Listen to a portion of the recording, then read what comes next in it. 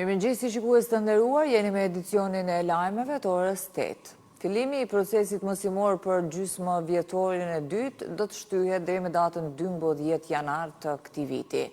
Kështu ka njoftuar Ministria në Detyrë Arsimit Arbrina Gafci përmes një postimi. Sipas njoftimit të saj, vendimi është marrë nga mashtë si pasojë e rreshjeve të fundit atmosferike dhe kushteve të vështirësuara në disa zona të vendit. Nga Gafci ka theksuar se situata e rënduar nga vërshimet në shumicën e komunave, vështirësitë në qarkullim dhe problemet infrastrukturore e kanë bërë të pamundur fillimin e mësimit sipas planifikimit fillestar. Agjencia Menaxhimit Emergjent ka njoftuar se njësitë e saj janë angazhuar në të gjithë vendin në përballjen me vërshimet dhe përmbytjet.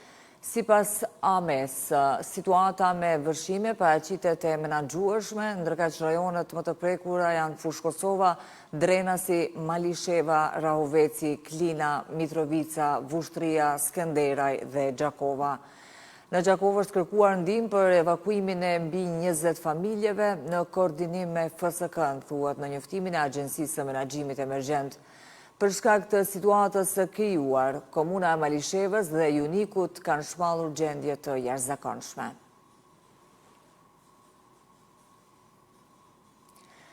Drenasi ishte i bllokuar dje si shkak i rreshjeve të vazhdueshme të shiut e ku shkaktuan vërshime në disa pjesë të këtij qyteti. Shtëpi të rrezikuara, bizneset tek përfshirja nga shiu e rrugë të bllokuara e pa qarkullim ishin pamjet që mbretëronin në këtë qytet. Aty të pranishëm ishin edhe kryetari i komunës e ministri në detyrë infrastrukturës, të cilët pa nga afër gjendjen.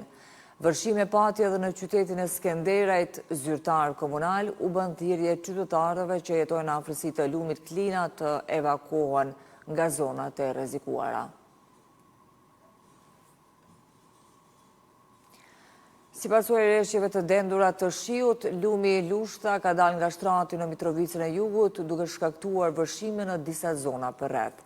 Nga pamjet e publikuara, shihet se uji ka mbuluar pjesë të rrugëve dhe hapësirave përreth, ndërsa qarkullimi i këmbësorëve është vështirësuar. Deri më tani nuk ka informacione për dëmet, ndërsa autoritetet po përcjellin situatën.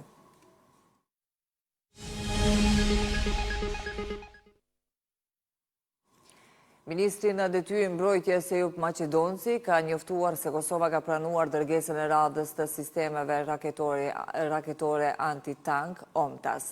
Sipas Maqedoncit, këto sisteme janë pjesë e kontratës së nënshkruar në muajin dhjetor të vitit 2023 dhe përfaqësojnë një hap të rëndësishëm në forcimin e kapaciteteve mbrojtëse të Forcës së Sigurisë së Kosovës.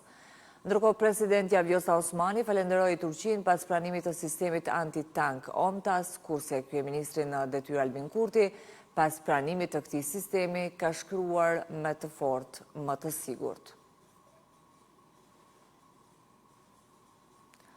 Ka përfunduar numërimi i votave me kusht dhe të votuesve me nevoja të veçanta. Nga 57 kuti të numëruara nga votat me kusht, lëvizja vetëvendosje ka dalë e para me 50.98%, PDK e dyta me 19.75%, LDK me 10.79% e Aleanca për Ardhmërinë e Kosovës me 5.88%.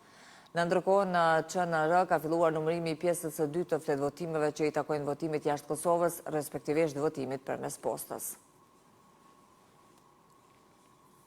Të nderuar shikues, kaq për këtë edicion të lajmeve, bashkë takohemi në edicionin orës 9. Ne ju falenderojmë për vëmendje, mirupafshim.